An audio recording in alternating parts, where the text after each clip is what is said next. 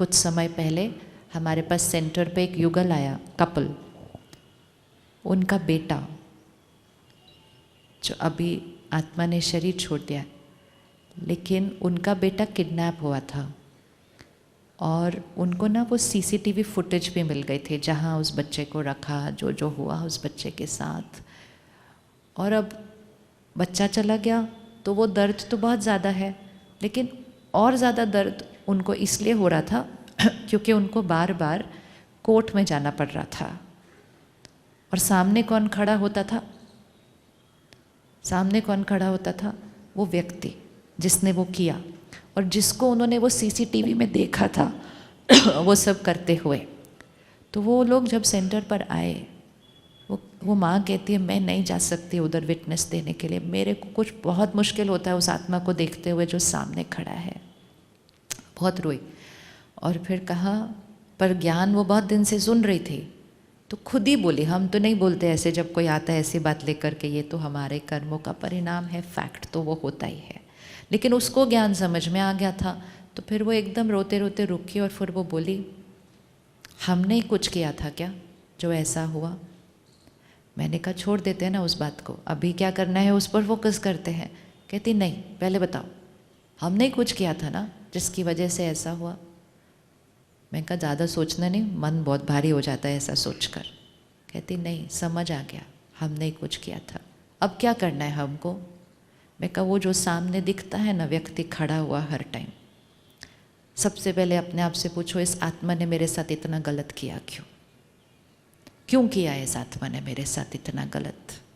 मेरा कुछ तो उसका पूर्व के साथ हिसाब किताब है। फिर हमने उससे पूछा आप उसको फिर से मिलना चाहते हो किसी जीवन में? कहते मुझे कभी नहीं देखना उस आत्मा को फिर से। मैं कब फिर उस हिसाब किताब को इस बार क्या करना पड़ेगा? क्या करना पड़ेगा इस बार? उस हिसाब किताब को क्या करना पड़ेगा? ख़त्म करना पड़ेगा।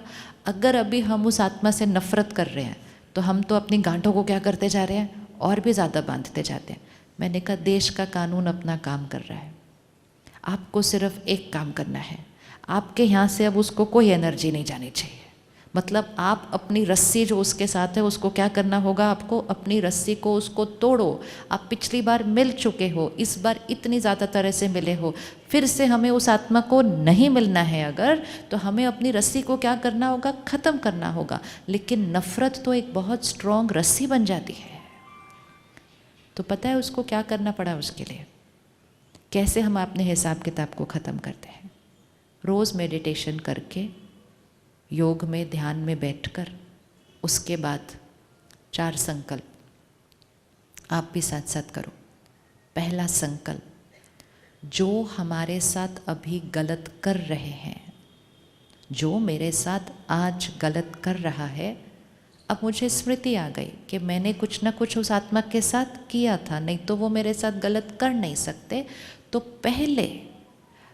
पहले मैंने जो गलती की थी, जो मुझे याद नहीं है, लेकिन जो घाव मैं उस आत्मा को देकर आई हूँ पहले, उसके लिए क्षमा मांगते हैं मन में, सामने जाकर नहीं।